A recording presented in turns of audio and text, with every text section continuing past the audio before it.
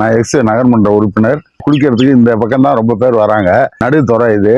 அங்கிட்டு கடம்பர் கோயில், இங்கிட்டு பெரிய பாலம், நடுத்துறை இது. நடுத்துறையில கீழே இறங்கவே முடியல.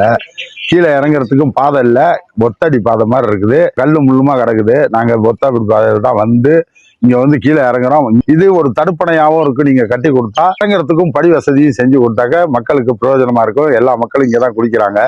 காவேரியில நடுப்பகுதியா இருக்குது. அதுல நீங்க இங்க முன்னாடி தண்ணி போறதுனால எல்லாம் இங்க வர்றாங்க. இந்த இடத்துலயும் ஈமச்சடங்கு பண்றதுக்கு எல்லாருமே வராங்க. எரிக்கிறதுக்கு எரிவிட்டு மயானம் அதுவும் கீழே விழுந்துருச்சு.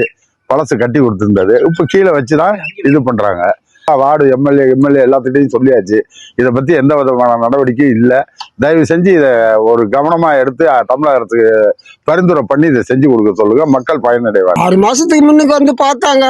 வந்து கீழே மேல ஒருத்தர் நின்றுக்கிட்டாரு. கீழே வந்து போட்டோ எடுத்தாரு. நான் குளிச்சுக்கிட்டு இருந்தேன். தண்ணியில கொஞ்சம் தள்ளி நின்றுப்பா போட்டோ பிடிக்கணும். எதுக்குங்க? நான் வேலை செய்ய போறோம். இதெல்லாம் பார்த்துட்டு தான் போனாங்களே வச்சு ஒன்றும் வேலையெல்லாம் செய்யல. அவங்க பாட்டில் பார்த்துட்டு போயிட்டாங்க.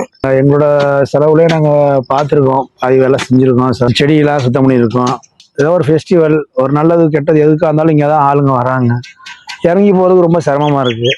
திருவிழா டைமில் பார்த்தீங்கன்னா பூக்குழி இறங்க போகிறவங்க, பால்குடம் எடுக்கிறவங்க நிறைய பேர் பார்த்தீங்கன்னா இங்கே தான் வர்றாங்க.